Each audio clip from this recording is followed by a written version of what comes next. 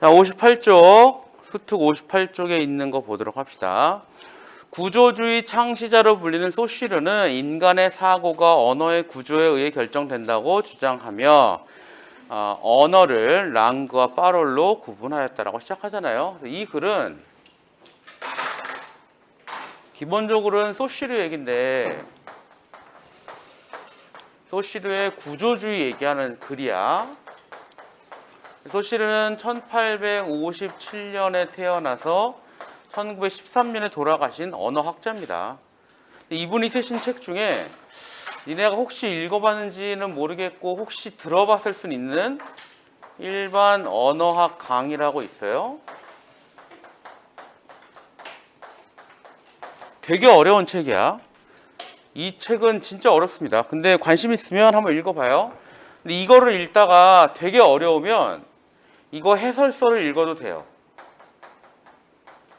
근데 그것도 어려울 거야. 근데 어쨌든 읽어보는 거 되게 좋아. 소시르가 요거로 강의를 하고 나중에 본인의 사상을 드러냈죠. 그게 구조주의고요. 그래서 구조주의 언어학이라고 얘기를 할 수도 있는데 그럼 니네가 궁금한 게 뭐냐? 그렇다면 요게 뭐냐를 얘기를 해야 돼요. 자, 정의 쭉 쓸 테니까 쓴 다음에 설명합시다. 구조주의란 내가 궁금한 뭔가가 있잖아요. 근데 그 궁금한 뭔가가 혼자 있는 게 아니에요. 혼자 있는 게 아니고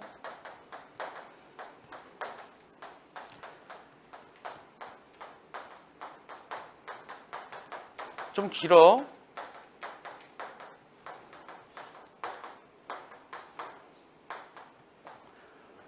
의해서 이거란 말이죠. 무슨 얘기냐면 봐.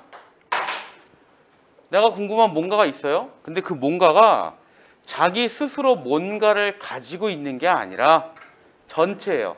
전체 안에서 다른 사물 또 비슷한 뭔가가 있겠죠. 그 비슷한 뭔가하고 관계가 있을 거란 말이지. 그거에 의해서 규정이 된다. 예를 들어 볼게요. 사과가 있고 배가 있고 수박이 있고 바나나가 있고 포도가 있다고 쳐봐. 여기서 수박은 엄밀히 따지면 과일하고는 좀 애매한데 그냥 과일이라고 치고요. 내가 사과가 궁금하단 말이에요. 얘가 왜 사과죠? 이름이? 사과일 수밖에 없어서 사과인가? 그런 건 아니야. 예를 들어서 외국 영어에서는 애플이라고 하잖아요. 얘는 달라요. 근데 우리는 사과라고 얘는 애플이라고 할 뿐이야. 그러니까 소시르 얘기는 사과가 사과인 이유는 딱히 없다. 그러면 도대체 저게 왜 사과냐? 혹은 이 사과라는 이 말에 사과라고 하는 이 발음 안에 사과의 본질은 들어있지 않은 겁니다. 그럼 사과는 뭐냐? 이렇게 봐요. 사과랑 배의 차이는 뭐가 있어요?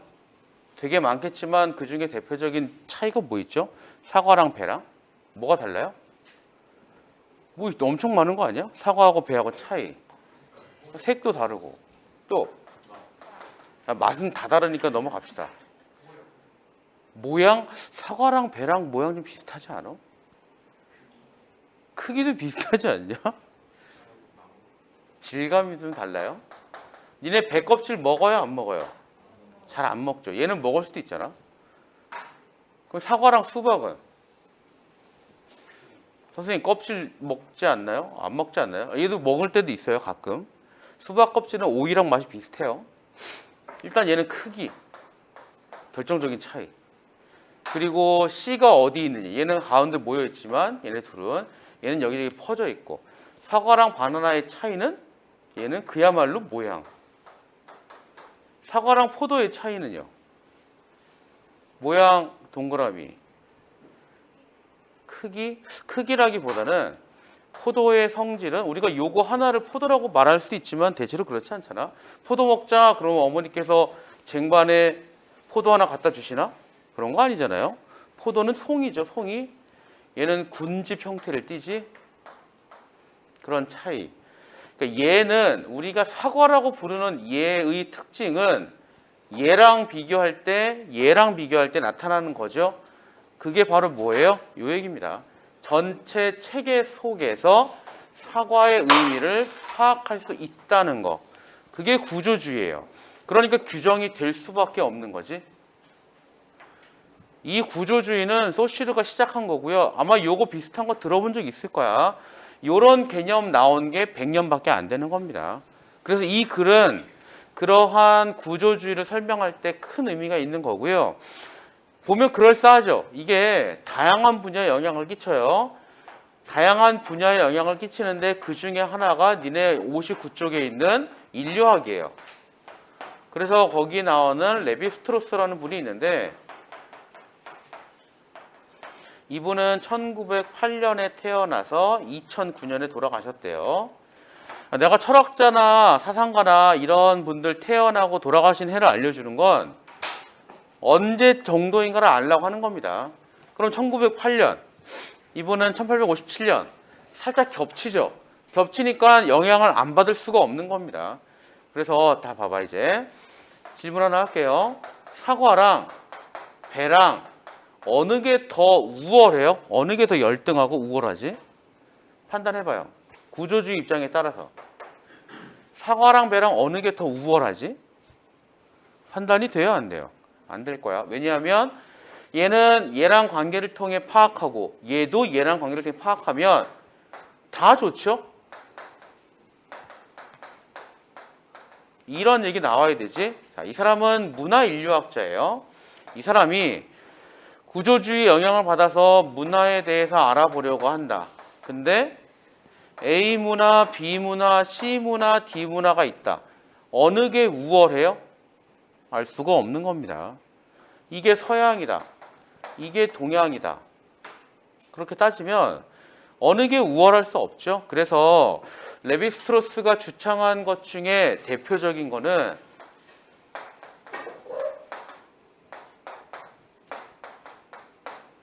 밑줄에 들어갈 말은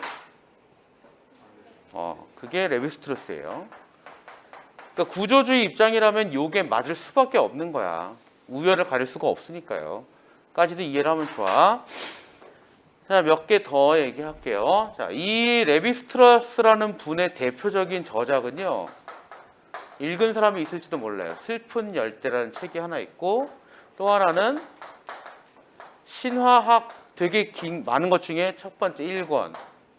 1권은 날 것과 익힌 것. 이런 책이 있고요. 그 다음에 요거랑 요 개념과 조금 다르지만 요거에 반대되는 개념이랑 요거 반대되는 개념이랑 얘네들하고 관계 있는 책이 오리엔탈리즘이라는 책이 있어요. 그리고 니네 59쪽에 보면 두 번째 단락에 중간에 음성 언어, 문자 언어 이런 얘기 나오잖아요. 자, 그런 책이랑 연관 있는 책이 또 뭐냐? 구술 문화와 문자 문화라는 책이 있단 말이야. 이거는 월터 제이 옹이란 분이 쓰신 거야. 하나, 둘, 셋, 넷, 다섯. 지금 내가 5권 얘기했잖아요. 괜히 소개하는 게 아니라 읽어보라고 하는 겁니다. 언제요? 우린 고3인데요. 고3은 뭐 책 안 보냐? 여기 있는 이 5권들은요. 아주 쉬운 건 아니야. 얘는 진짜 어려워요. 근데 그럼에도 불구하고 읽어주면 되게 좋은 겁니다. 왜냐? 뭐가 좋으냐? 니네의 지적 호기심을 키울 수 있고 니네의 학업 역량도 끌어올릴 수 있는 거라고. 가장 머리가 잘 클 시기가 고3이에요. 고3하고 고2, 대학교 1학년. 그러니까 그때 머리 용량을 키워주면 니네 더 똑똑해진다고.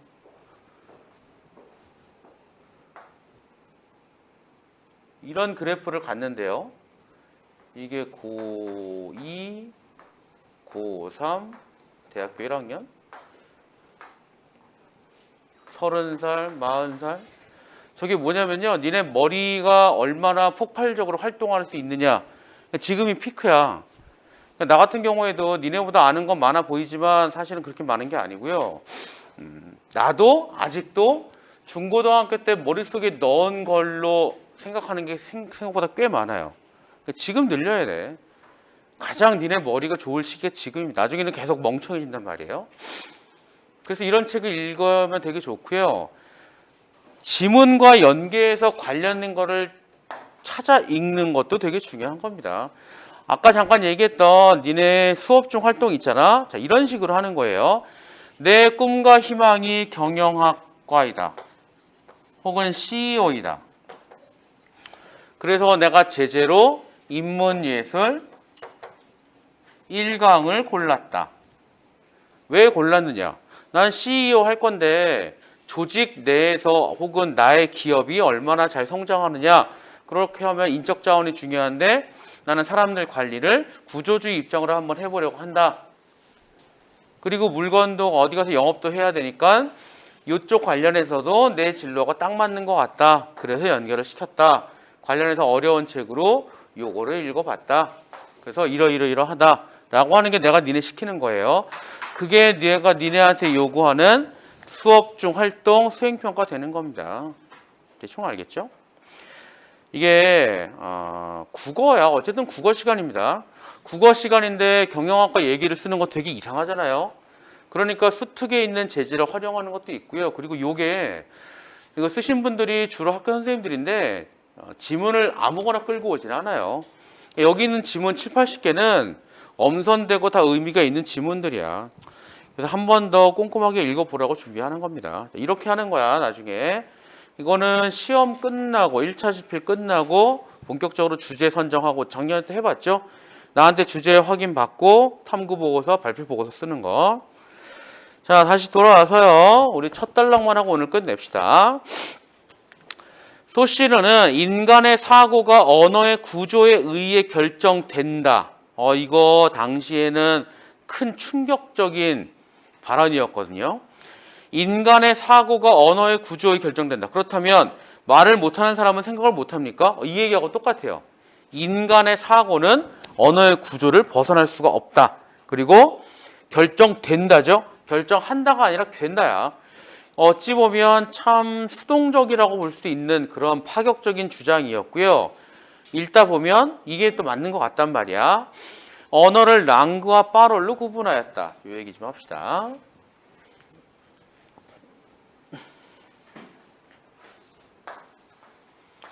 써놓으면 좀 이해될 거야. 이게 랑그고요. 이게 파롤이에요. 외래어 표기법에 따라 파롤을 쓰지만 발음은 파롤이야. 이거 영어의 뭐랑 좀 느낌 비슷한 단어 있죠? 랑그. 랭귀지. 얘 언어야. 파롤은 얘는 말이에요. 그러니까 예를 들면 이거는 한국어인 거고 이거는 예를 들면 내가 지금 하는 말 그러면 얘는 여기 속할 수밖에 없는 거야. 랑그와 파롤. 랑그는 언어의 체계나 구조를 뜻하는 것으로 개인이 사회 구성원으로서 자연스럽게 습득하는 것이다. 니네 태어나서 한국어를 배운 적은 없죠? 물론 지금 배우지만 이건 더 잘하려고 배우는 거고 2살, 3살, 4살 때 니네 부모님께서 자 앉아봐. 자 기억, 니은 이렇게 하시는 건 아니잖아. 자 주어가 앞에 있고 동사는 어디 어딘가 갈 수 있지 이런 거 하는 건 아니잖아요. 자연스럽게 습득이에요. 습득하는 거고 랑그가 공동체 구성원들 사이 맺어진 사회 약속에 존재하는 것이다. 그쵸? 언어는 사회적 약속입니다. 발화자는 랑그에 종속돼. 우리는 랑그에 종속돼요. 랑그에 따라 발화할 뿐 혼자서 랑그를 창조하거나 변화시킬 수는 없다고 보았다. 니네가 기억나겠지만 우리 대왕님께서 반치음이랑 아레아를 처음에 만드셨잖아. 근데 얘는 300년 정도 있다가 사라졌거든요. 발음이나 형태가 다. 얘는 500년 정도 걸린단 말이에요. 개인이 랑그를 변화시킬 수는 없습니다. 쉽지 않아. 아주 안 되는 건 아닌데 그 사회 모두가 암묵적으로 합의가 이루어져야 돼요. 그게 짧으면 300년, 길면 500년 정도 걸리는 거고요. 파롤은 개별적 구체적인 언어형이 사람마다 다른 형태를 띈다. 랑그와 달리 쉽게, 매우 쉽게 변화한다. 니네 한 3년 전에 니네가 쓴 말과 지금 니네가 쓰는 말도 다를 겁니다. 그러니까 개인이 하는 말은 되게 잘 바뀌어요. 가령 동일한 언어 규칙을 바탕으로 인간들이 대화를 나누더라도 발화의 형태, 모습은 다를 수밖에 없다. 그렇죠? 한국어를 쓸 때도 다 다르죠. 이처럼 각양각색의 양태, 양태는 모습이라고 해도 돼요. 양태를 띠는 개인의 발화가 바로 빠롤인 것이다.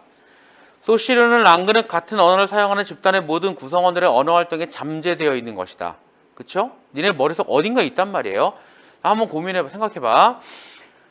가끔 니네 겪어본 적 있을지도 몰라요. 니네가 한국어를 쓸 때랑 영어를 쓸 때랑 약간 태도가 바뀌지 않을까? 니네 스스로 태도? 아니면 들을 때도 그래. 외국인들이 예를 들어 미국인이 영어로 말을 할 때랑 한국어로 말을 할 때는 태도가 좀 달라요. 어떤 차이가 있을 것 같아요? 명확한 건 아닌데 니네가 느낀 경험상 한국인도 마찬가지예요. 근데 미국인이 더 심해. 어느 언어 쓸 때 손짓이 더 커져요? 확실히. 제스처가 영어가 더 많아요? 한국어가 더 많아요? 이게 훨씬 많죠? 또 이런 것도 있어요. 이제 읽어봐. 그럼 발음해봐요. 읽어봐 그냥 편하게. 1달러죠? 읽어봐요. 읽을 수 있잖아. 읽어봐. 원. 달러예요? 달러예요? 자, 잘 생각해봐. 원 달러냐? 원 달러냐? 얘는 꼭 1달러거든요. 1달러 이상해. 다르지? 그러니까 그게 언어에 따라서 이 구조가 바뀐다는 거야. 그게 소시르 생각이에요. 얘도 마찬가지야. 확실히 영어 쪽이 좀 더 자유스럽거든요. 우리말보다. 그러니까 우리말에는 영어에도 있지만 우리말은 존댓말의 경우가 확실하고 여기는 좀 우리보다는 덜하고 그게 나타난다고. 나를 낮추느냐 대등한 입장 가느냐 그게 언어에 따라 다른 겁니다. 그러니까 태도까지도 거기에 영향을 주는 것이다. 잠재되어 있는 건 그런 얘기예요. 인간의 언어 활동의 본질은 개인의 구체적인 언어 활동이 아니라 언어를 지배하는 보편적인 체계에 있으니 언어학 탐구할 대상은 빠롤이 아니라 랑그라고 주장을 하였다. 예를 들어서 니네 그냥 한국어라고 생각을 해. 예를 들어서 한국어라고 생각을 하면 이 랑그는 한국어라고 하는 거는 무수히 많은 단어, 문법 이런 게 포함된 거잖아. 소시르는 그거를 수많은 기호가 뭉쳐져서 이루어진 거라고 이야기하는 겁니다. 그럼 여기서 말하는 랑그가 뭐냐? 예를 들면 한국어에는 사과라는 게 있고 배라는 게 있고 수박이라는 게 있겠죠? 혹은 기억이라는 기호도 있고 니은도 있고 디귿도 있고 이렇게 무수히 많겠죠? 아, 오 무수히 많겠죠? 이런 무수히 많은 기호들이 함께 존재하는 걸 랑그라고 하는 거예요. 랑그는 수많은 기호로 구성이 된다. 소시르는 기호에 결합되어 있는 건 사물과 명칭이 아니라 개념과 청각 이미지라고 보았다. 자, 무슨 얘기냐면 무슨 이야기냐면요. 진짜 사과가 있다고 쳐요. 이렇게.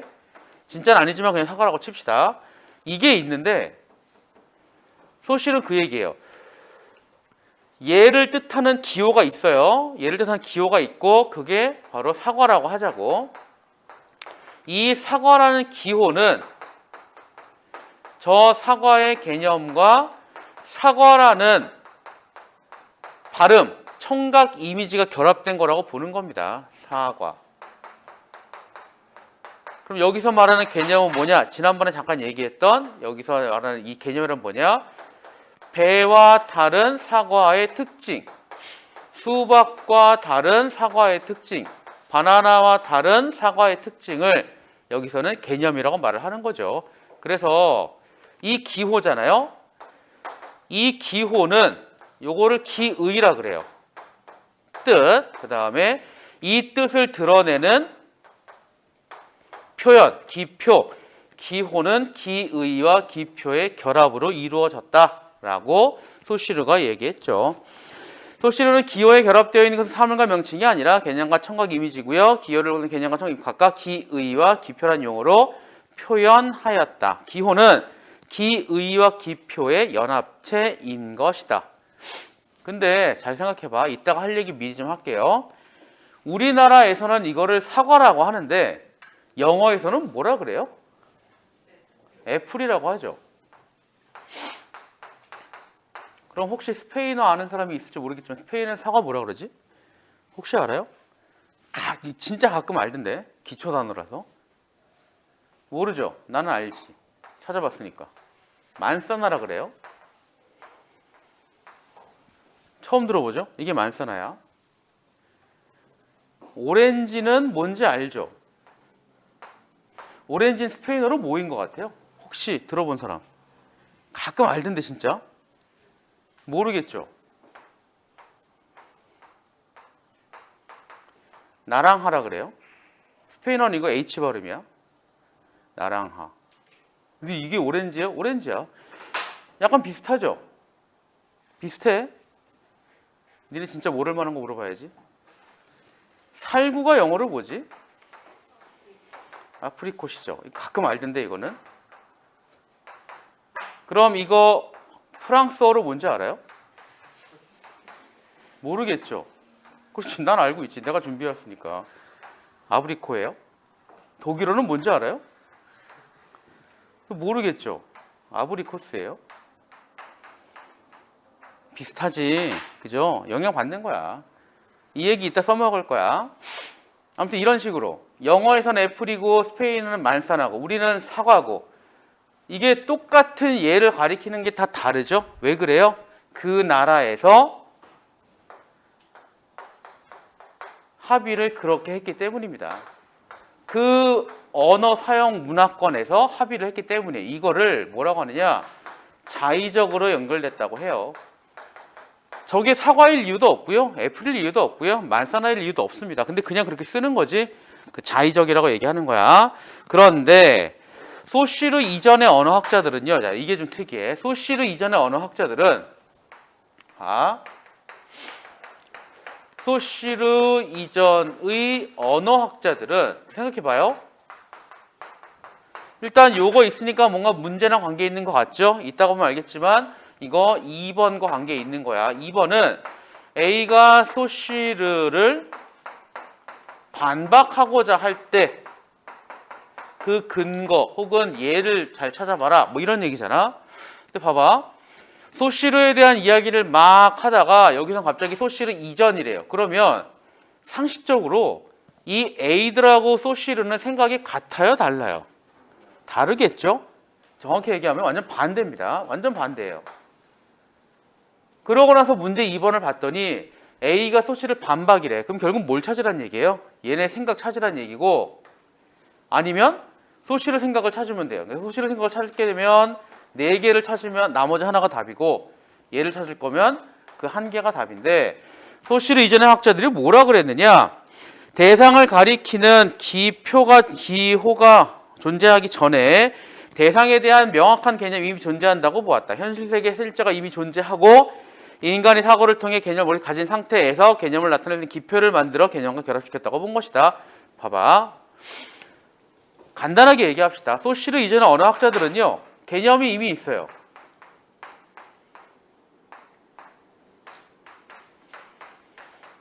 개념이 있고 그 다음에 여기에 어울리는 기호를 만들어낸 것이다. 그게 이 사람들이에요. 소시르 이전의 언어학자들은 개념이 분명히 존재해. 그러니까 이게 있는데 이게 뭔지 몰라도 뭔지 알아요. 그러니까 말로 표현은 못해도 뭔지 안다는 얘기야. 근데 그러고 나서 뭔가 표현을 해야 되니까 이게 나온 거죠. 그러니까 엄밀하게 따지면 요거는 기표라고 하면 돼요. 얘만 있으면 돼. 이것만 있으면 돼요. 그럼 잠깐만 뒤에 문제 2번 먼저 볼게요. 2번을 먼저 보도록 합시다. 1번. 같은 언어를 사용하는 사람들은 유사한 사고방식 가진 경우가 많다. 이거 소시르 얘기죠. 물론 이거 끝까지 보긴 봐야 되는데, 같은 언어를 쓸 때 같은 사고방식은 첫 줄에 있었거든요. 1문단의 첫 줄에. 소실의 얘기야. 2번. 과일들을 가리키는 말이 없음에도 불구하고 원주민들은 서로 다른 두 과일의 차이점을 명확히 이해해야 구분할 수 있다. 말이 없는데 알고 있다예요. 그러니까 이게 답인 거죠. 말이 없지만 그거를 표현하는 기표가 없지만 이미 개념을 알고 있다. 이게 답이야. 3번. 두 가지 언어 사용하는 사람이 각 언어 말하거나 쓸 때 사용하는 언어에 따라 인식 체계가 달라진다. 이거 소실의 얘기죠. 지금 아까 여기 했던 거 지운 거 그거 얘기잖아. 맞죠? 4번하고 5번은요. 방식이 똑같아요. 두 언어 집단이 있고 그리고 그 집단 간 차이가 존재한다. 그 얘기거든요. 그럼 결국 이것도 뭐예요? 소실의 얘기입니다. 그래서 봐봐. 현재 미래에 구분하는 언어를 쓰는 사람은 시제 구분 없는 언어 사람보다 현재를 더 중시하는 소비를 한다. 사고방식이 다른 거야. 5번. 숫자를 나타내는 단어가 두 개밖에 없는 언어를 사용하는 사람들의 집단, 그 다음에 다른 언어 사용하는 집단에 비해서 사고 능력이, 숫자와 관련된 사고 능력이 현저하게 떨어졌다. 맞죠? 그래서 2번이에요. 이 문제 같은 경우는 좀 쉬운 편이지만 나중에 니네 문제 풀 때 읽다가 특히 이런 거 나오잖아. 근데 이쪽에 나온 얘기가 철학자 얘기, 사상가 얘기가 나오고 그리고 여기에 또 이런 식으로 나오게 되면 100에 99개는 반대야. 근데 가끔 똑같은 경우도 있거든요. 같은 생각한 거. 근데 대부분은 달라. 다시 돌아올게요. 하지만 소시르는 기호가 존재하기 전에는 명확한 기의가 없으므로 인간이 대상을 명확히 인식할 수 없고 올바른 사유를 할 수도 없다고 보았다. 그래서 기호가 존재한 다음에 소시르는 그래요. 기호가 먼저 존재한다예요. 기호가 존재한 다음에 그에 맞는 개념, 그에 맞는 청각 이미지 혹은 기의, 기표가 나타난다. 그렇게 볼 수도 있죠. 사과란 말이 없다면 사과라 여기지는 과일에 대한 개념을 갖지 못한다고 본 것이다. 그러니까 이게 소시르는 다시 한번 얘기해. 얘가 있는데 이게 뭔지 몰라요. 그래서 이거를 드러내려고 기의와 기표를 만들어내고 이제 얘를 정의하는 거죠. 그게 기호예요. 그러니까 이게 있으니까 얘네가 나타났다 볼 수 있는 겁니다. 이게 있어야만이 얘 설명이 가능하다는 거야. 그래서 완전 반대고요. 그래서 이 사람들이 충격을 받았죠. 야, 어떻게 언어가 생각보다 우선해? 아니, 생각이 있으면 다른 거 할 수 있는 거 아니야? 언어가 없으면 생각을 못해? 그 얘기야. 소시르는 언어가 없으면 생각을 못한다. 이 개념으로 들어가면 됩니다. 그러니까 사람들이 소시르 비판도 많이 했고요. 이해도 못하고 막 그랬다고. 자, 그 다음. 소시르에 따르면 기표와 기의는 자의적으로 연결된다. 맞죠? 아까 얘기했잖아. 자의적 연결이에요. 기표와 연결되는 기의는 대상에 대한 실질적인 의미, 실질적인 의미는 본질이라고 바꿔도 돼. 기의는 대상의 본질을 나타내는 것은 아니다. 기의는 연결된 기표와 다른 기표들의 차이에 의해서 의미가 정해질 뿐이다. 그래서 이런 얘기죠. 사과가 있으면 내가 얘를 정의 내리고 싶단 말이야. 그럼 배를 가져와요.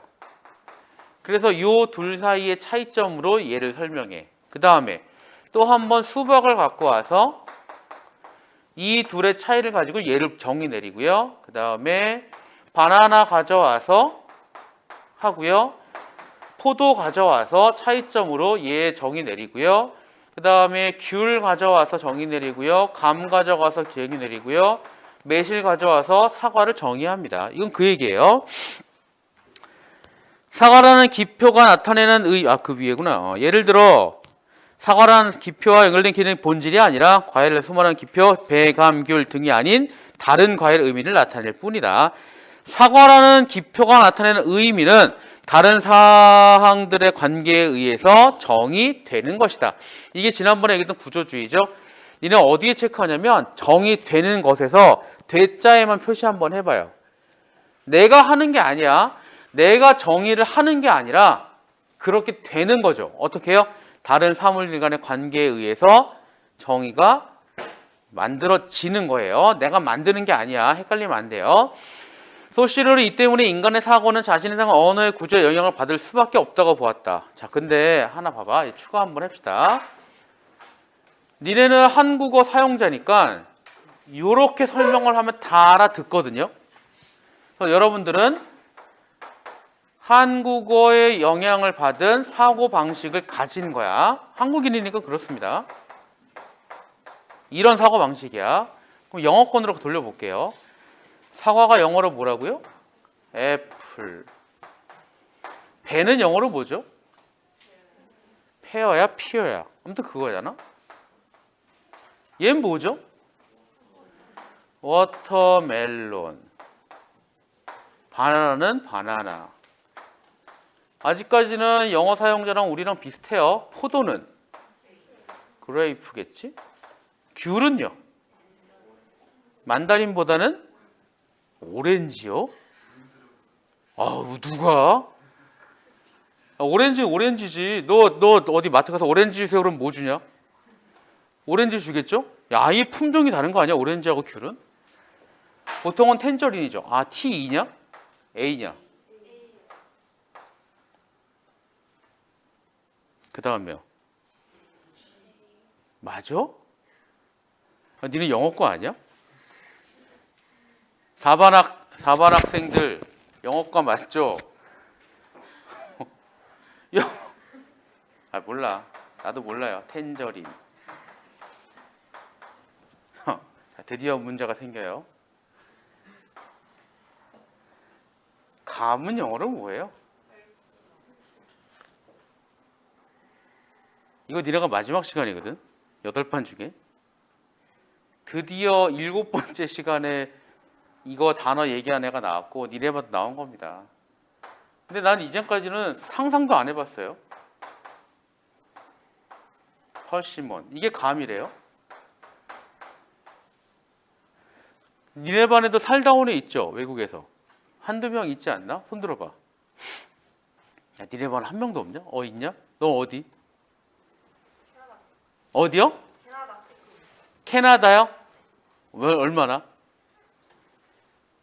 6개월. 아유, 6개월 가지고는 안 되지. 너는 어디 살다 왔냐? 호주요? 얼마나? 1년? 아, 1년도 좀 그런데. 호주나 캐나다에서 이거 먹어요? 안 먹어요? 6개월이나 1년이면 보긴 봤을 거 아니야. 먹냐? 안 먹냐? 너는? 못 본 거 같죠? 미국도 물어봤거든요. 살다 오네. 못 본 적이 없대요. 그래서 니는 아예 모르는 거야. 그러니까 아마 영어권도 단어가 없는 건 아닌데 그 한 명 봤대요. 어디서 봤냐? 그랬더니 책에서 봤대. 이 단어를. 실제로 본 게 아니라. 그러니까 자세히 안 찾아봤는데 이거는 외국인들은 특히나 영어 문화권에서는 이걸 안 먹는 것 같아. 참 희한하죠? 얘는 영어로 뭐예요? 매실.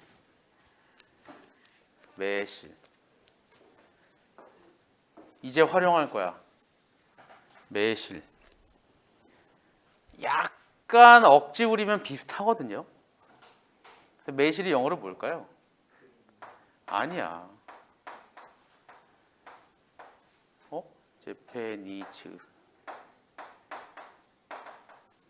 제페니즈 아프리콧?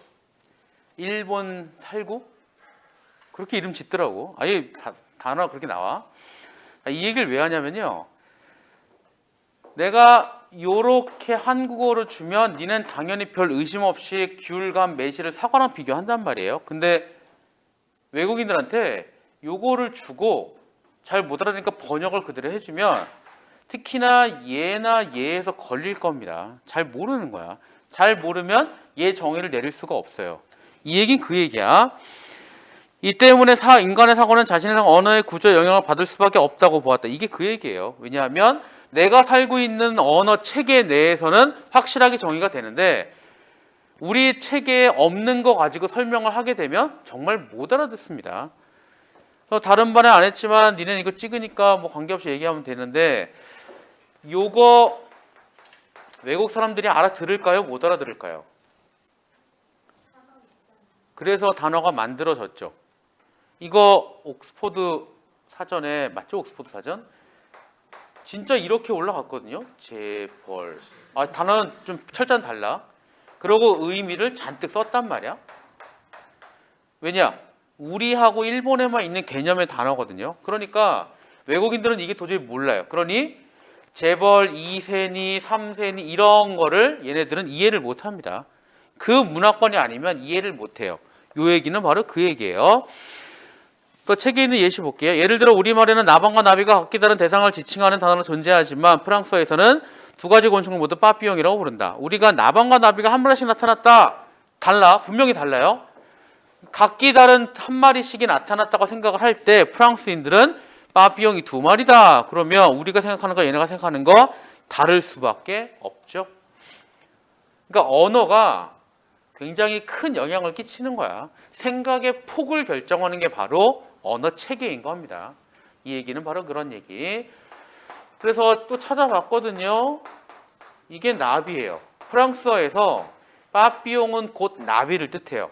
근데 그렇다고 프랑스에 나방이 없는 건 아니잖아. 그래서 어떤 식으로 표현을 하느냐면 빠삐용 뭐를 추가하면 그게 나방이에요. 예를 들면 니네 양파가 영어로 뭐죠? 이거 어니언이에요. 근데 왜 양파죠? 쉬운 조어법이야. 왜 양파지? 서양에서 온 파란 뜻이 아니냐? 그러면 니네 파는 영어로 뭔지 알아요? 이거 그린 어니예요.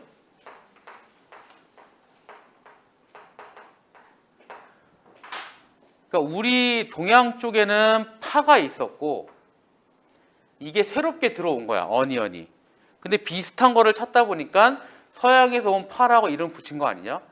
근데 서양은 또 뭐만 있어요? 어니언만 있어요. 그러다가 우리가 쓰는 파가 서양으로 갔더니 야 저건 뭐지? 어니언이랑 비슷한데? 초록색이네. 우리 흰색인데? 그린 어니언 이름 붙여야지. 서로 생각하는 게 다른 거죠.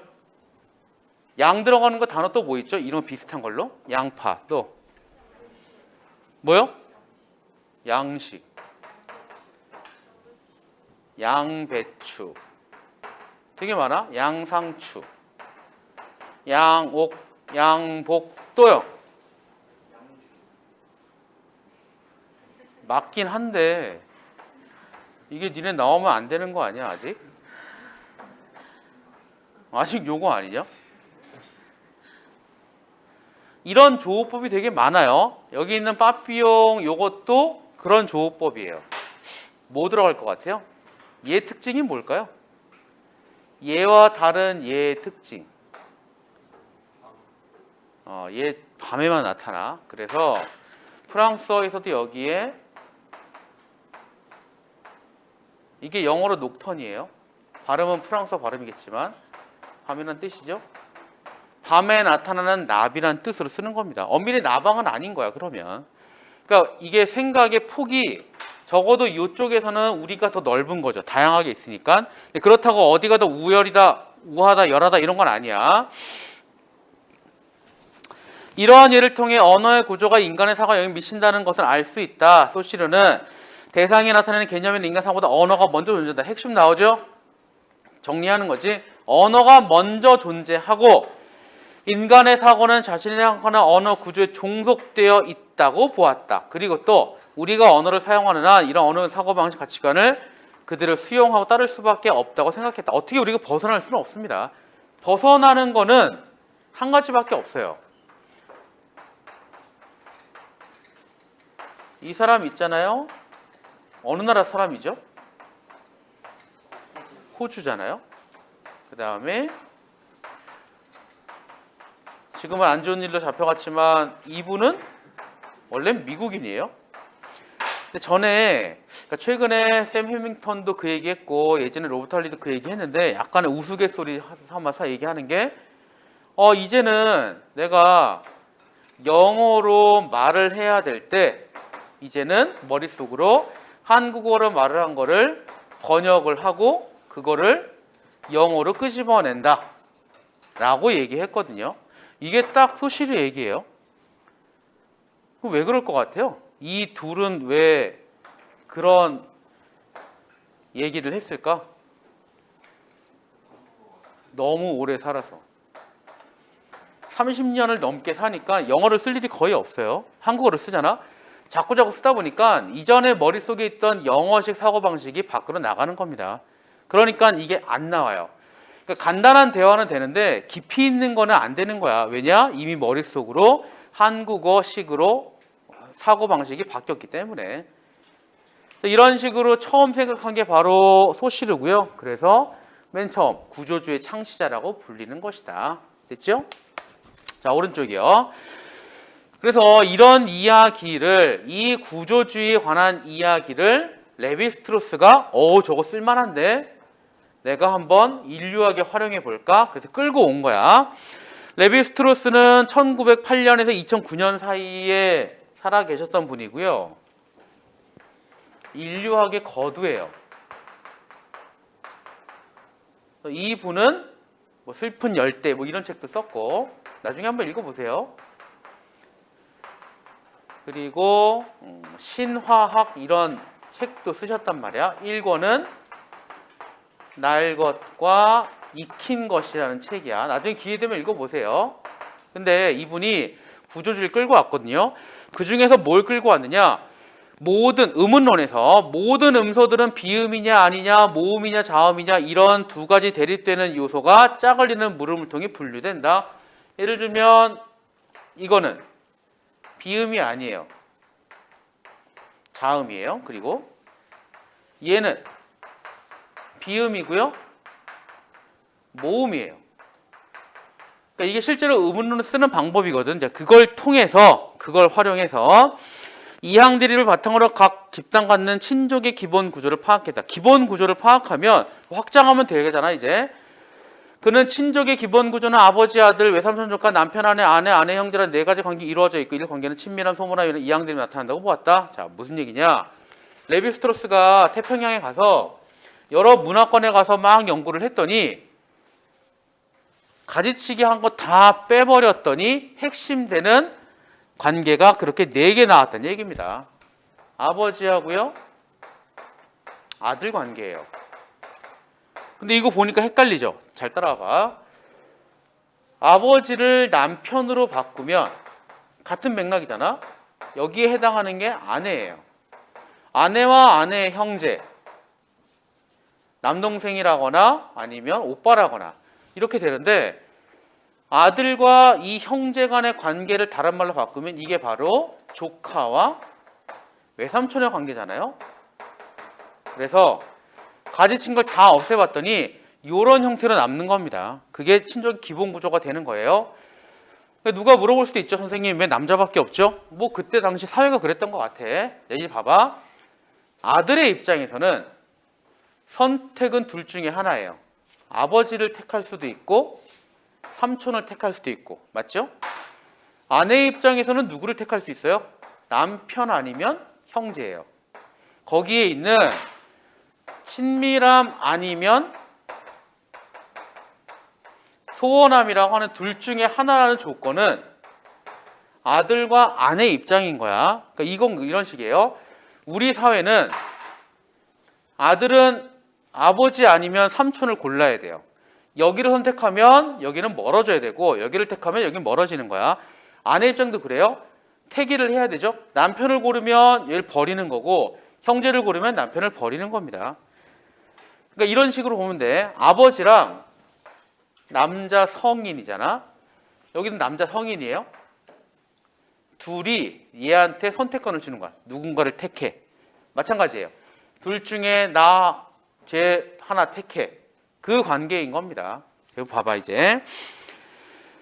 모든 집단의 공통적 드러난 특징은 당시 레비스트로스가 분석한 모든 집단이에요. 아버지와 아들의 관계와 외삼촌 조카 관계 둘 중에 하나만 친밀하고요. 남편과 아내 관계, 아내 형제 관계도 마찬가지란 것이다. 예를 들어 멜라네시아에서는 아버지와 아들의 사이는 친밀해요. 외삼촌 조카는 심하게 대립한대요. 트러블이한 이거 다 지금 태평양이에요. 부부 사이는 친밀하고 개방적이지만 아내 형제 사이는 좋지 않았다. 모든 사회 집단, 자기가 확인한 이러한 이항 대립이 이루어져 있으며 각 집단의 우열은 존재하지 않는다. 이거는 그러니까 이 집단이랑 요 집단이랑 어느 게 더 우월하니까, 그러니까 훨씬 더 우월하니까 이걸 택한다가 아니라 선택의 여지일 뿐인 거야. 우열 관계는 없대요. 이처럼 각사는 친족 사이 키워야 할 표준적인 감정과 무의식을 체계화하고 있고 집단에 속한 이들은 의식을 못하여 이러한 감정을 내재화한다고 보았다. 어디에 줄을 치느냐? 표준적인 감정 동그라미 한번 쳐보고요. 무의식적 체계화도 동그라미 한번 쳐봐요. 그리고 밑에 친족과의 관계에서 느끼는 감정은 내면에서 우러나온 감정이 아니라 우러나온 감정 아니라 동그라미 한번 쳐봐. 역할 연기에 불과한 것이다. 역할 연기 한번 쳐봐요. 무슨 얘기냐면 봐. 내가 멜라네시아에 살고 있다고 칠게요. 멜라네시아에서는 아버지 아들이 친밀하잖아. 내가 멜라네시아 사람이에요. 그래서 난 아버지가 좋아 라고 감정을 갖죠. 그러면서 외삼촌은 싫어 라고 감정을 갖잖아. 친밀함, 소원함. 근데 이 감정은 진짜 내 감정이 아니라 무의식적으로 체계화된, 나쁘게 얘기하면 세뇌된 감정이라는 얘기인 겁니다. 그러니까 이게 내 진짜 감정이라고 착각하는 거예요. 왜냐? 이 사회는 어떠한 이유로 아버지를 택하는 게 훨씬 유리한 사회일 거예요. 사회 분위기 아니면 뭐 여러 가지 뭐 먹이를 구한다든가 아니면은 뭐 사람들 보호한다든가 이런 것 때문에. 근데 그렇게 하는 거를 사회적으로 얘한테 주입을 하니까 얘는 아버지를 골랐는데 자기는 감정이라고 착각을 하는 거고, 레비스트로스는 그걸 뭐라 그래요? 역할 연기라고 합니다. 그래서 인류학자 입장에서는 이 관계를 파악을 하고 그렇다면 왜 아버지를 택할까를 분석을 해보면 되는 것이다. 이 얘기는 바로 그 얘기예요.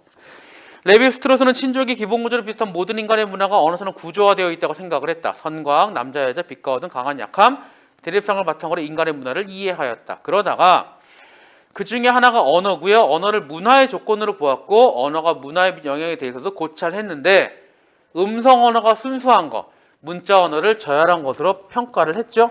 문자 언어가 문화에 부정적인 영향을 미친다고 보았답니다.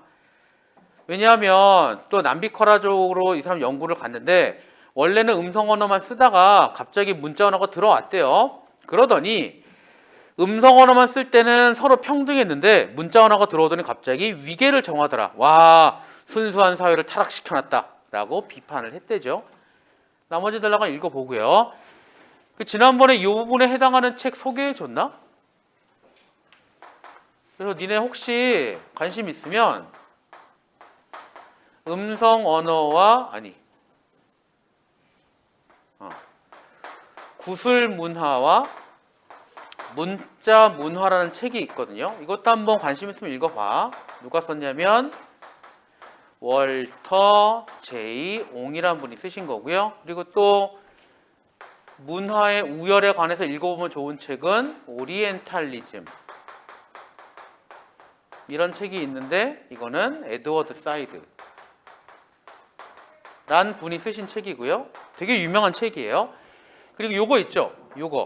요게 레비스트로스가 쓴 책에 나오는 내용인데 책 이름이 뭐냐면 친족의 기본 구조란 책이에요.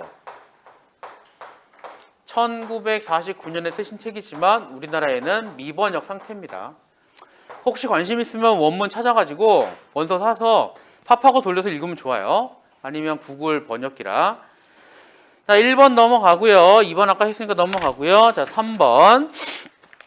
데리다는 철학자입니다. 되게 유명한 철학자거든요. 근데 다 설명할 수는 없고 윗글을 바탕으로 보기 데리다에 대해 이해하는 적절하지 못하는 거. 자, 이런 거 풀 때는 철학자죠. 그럼 당연히 뭐예요? 공통점 아니면 차이점이에요. 그러니까 데리다와 소시르를 비교하면서 읽으면 답은 금방 나옵니다. 문제 풀기는 쉬워요. 기표들 간의 관계로 인해 기의가 정해진다는 주장이 동의하지 않았다. 아까 요거였잖아. 지웠죠. 사과, 배, 수박 등등등 있는 거. 그런 다른 거의 관계에 따라 기의가 정해진다는 소시르하고 다르대요. 왜냐? 기표는 너무 많아요. 다른 기표들과의 차이를 발생하는 기의는 영원히 결정될 수 없다고 보았다. 왜냐하면 내가 수박이랑 배를 비교했단 말이야. 그래서 수박을 파악했잖아요. 사과가 나타나요. 또 수박을 정의해. 바나나가 나타나. 또 수박을 정의해. 이런 식으로 계속 바뀔 수밖에 없지. 자, 밑에 기표와 기의는 자의적 연결되어 있지만 기의가 기표들 간의 차이에 의해 결정되어 머물러 있는 게 아니라 계속 변화, 의미의 결정권이 지연된다고 보았기 때문입니다. 그리고 지금 읽은 거 가지고 답이 나와요. 일단 1번 기의는 영원히 결정될 수 없다. 1번 맞죠? 2번 데리다도 자의적이라고 봤지? 소시르도 자의적이라고 봤죠? 그래서 2번은 틀렸죠? 둘 다 자의적이라고 보면 돼요. 답은 2번. 그 다음에 6번째 줄 봐요. 위계가 무의식적으로 존재한다. 그게 4번의 근거고. 아랫줄 음성 언어가 문자 언어보다 더 순수하고 본질적인 건 아니다. 이게 3번하고 똑같죠. 마지막 줄 그들의 사회가 순수하다고 타락했다고 평가할 수는 없다. 이게 5번하고 똑같죠. 근거가 있지. 그래서 3번의 답은 2번. 자, 마지막으로 문제 4번 풀고 끝냅시다. 니네 다음 시간에 숙제는요 4강까지 풀어오세요. 3강은 안 할 거고요. 2강은 문제만 풀 거야. 자, 표를 그려놓고 설명을 합시다.